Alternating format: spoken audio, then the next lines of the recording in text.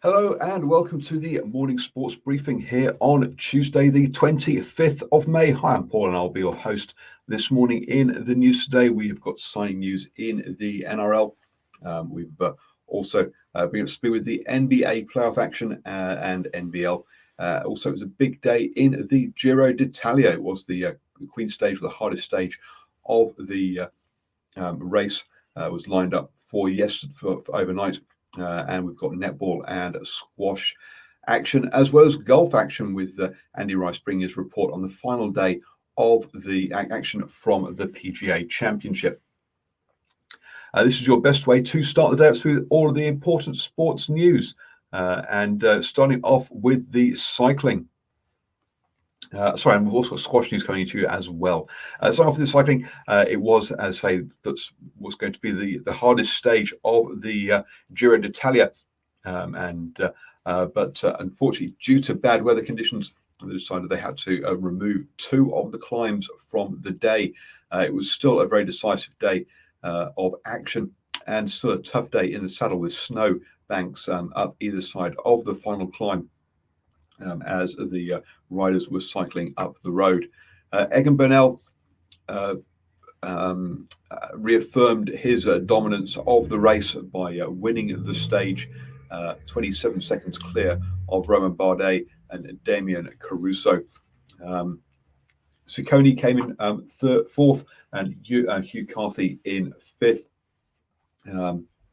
This led to a shake-up in the general classification. Egan Bernal still top of that one, obviously, but Caruso moved up to second, and Hugh Carthy up to third place. Early, we also saw Joe Almeida, the Deutsche Quick-Step rider, move up to 10th, as he was part of a big break on the day. The Quick-Step team really have been one of the teams that has a lot of a focus on it, as Remco Evenepoel was in his first ever Grand Tour and was one of the early contenders, but he slipped away, losing more than 20 minutes on the day. Today is a rest day for the riders in the Giro d'Italia before they enter the last week of racing, up to the final next Sunday with a finish in Milan. So still plenty of cycling to come, and a cracking stage last night. Moving on then to the squash, and Paul Cole was in action in the third round of the El Gununa squash tournament in Egypt. He won 11-7, 11-3, 12-10 to go through to the quarterfinals, where he'll take on the fifth seed Egyptian Kamir Abdel Gawad. So that will be Wednesday morning New Zealand time. So Paul Cole going well in that one over there. Moving on then to the golf in the LPGA. We had the Kingsmill Championship, and Sue had been going well all tournaments. Finished one at 13 under par, ahead of Justin Graham and Corda, who had been challenging her on that final round. So congratulations to Sue for that win. Moving on then to the PGA Championship, and let's bring in Andy Rice, who will bring us a report from the final day of action. Well, the history man has done it. Phil Mickelson has become the oldest man to win a major title as he claimed the USPGA at Kiowa Island, amid extraordinary scenes as thousands of fans swarmed onto the final fairway to witness the winning moment. It was a throwback victory for 50-year-old Mickelson, and a reminder of what sport has been missing in the absence of crowds during the COVID pandemic. Spectators swamped the American as he marched up to the 18th green on his way to clinching a sixth major title 8 years after his last. It was quite unnerving, but exceptionally awesome. I don't think I've ever experienced anything like that before, said Mickelson, who won on 6 under par at the Ocean Course after a closing 1 over 73. He finished 2 clear of fellow American Brooks Koepka, who closed with a 74, and South Africa's Louis Oosthuizen, who signed for a 73. Mickelson takes the record of oldest major winners from Julius Boros, who won this title in 1968 at the age of 48, and also joins England's Nick Faldo and American Lee Trevino as a 6-time major winner. Only 11 male players have won more. He will now be among the favourites at next month's US Open, the only major he needs to become the 6th man to complete the career Grand Slam.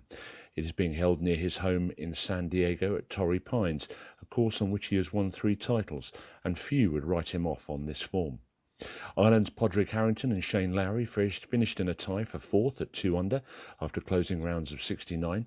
They were level with American Harry Higgs and England's Paul Casey, who scored consistently throughout the week and posted his 3rd 71 on Sunday. It was a final pairing packed with potential storylines, Mickelson aiming to become the oldest major winner, Koepka looking for victory just 2 months after serious knee surgery. But in the end, it was Mickelson who controlled the narrative and held his nerve during a tense final round. Mickelson said he was having fun this week, that there was nothing enjoyable about the terrifying par 3 17th, but he could afford to drop a shot and head to the 18th with a 2-stroke advantage. He pushed his drive left, and as he assessed his options from in front of a hospitality stand, fans started to swarm onto the fairway. After some deliberation, he hit a 9-iron into the heart of the green, and the boisterous crowd immediately surrounded him, who, with the help of officials, had to push his way through to reach the putting surface to put the finishing touches on his historic win. An eagle at the par 5 second and a chip-in birdie on the 14th were the highlights of European Ryder Cup captain Harrington's round as he rolled back the years to card a 3 under 69 and finish at 2 under for a share of 4th place. That is the 3-time major champion's best finish at a major since winning the event way back in 2008. Onwards to the US Open. Thank you very much, Andy Rice. We'll be back for the US Open, as well as all the other majors this, and also the Open in the British Open, or in the UK, and also the Ryder Cup. So thank you to Andy Rice, who's our golf correspondent here on New Zealand Sports Radio. Don't forget, we're an independent production company. So if you would, or group, should I say, rather than company, if you'd like to support us, then head over to patreon.com/NZ Sport Radio, where you can become a supporter of New Zealand Sports Radio, and you would have had access exclusively to Andy Rice's preview of the Pga Championship and other videos and podcasts that we produce. Moving on then to the IndyCar, and it is the Indy 500 next weekend.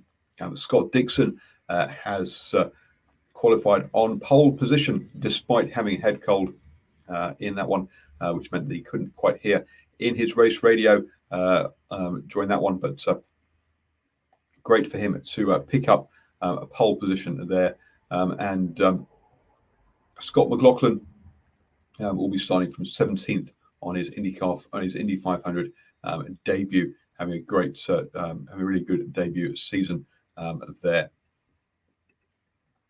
Moving on then to the netball, and 2 games yesterday in the ANZ Premiership. The Steel were downed by the Tactics 50-60. So a good win there for the Tactics.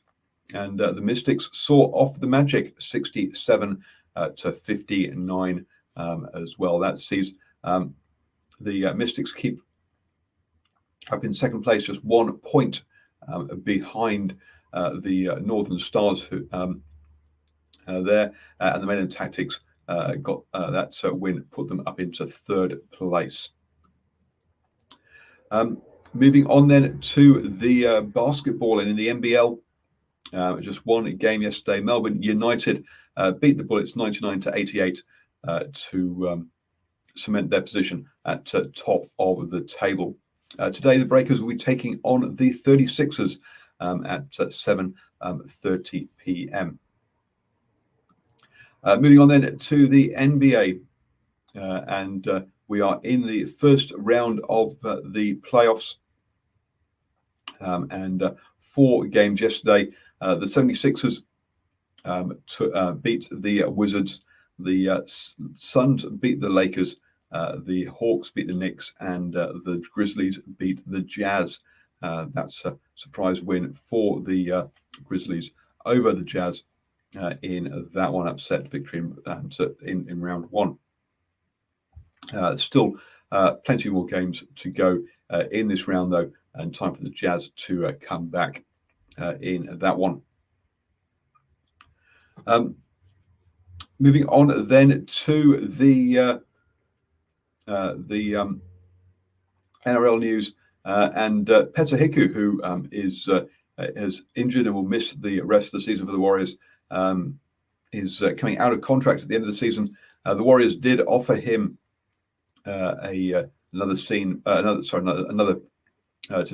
signing to hopefully get him to sign, but he's turned them down and will be moving over to the Cowboys to reunite with Todd Payton over there on a 2-year deal. So let's hope he comes back from injury. Good luck, and good luck in his move over to the Cowboys.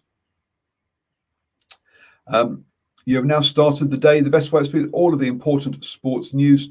Hope you have a fantastic Tuesday. We'll be back this evening at 8 p.m. with the Driving Maul Show for all your hot topics in rugby. And we'll be back at 7 a.m. with a morning sports briefing tomorrow morning.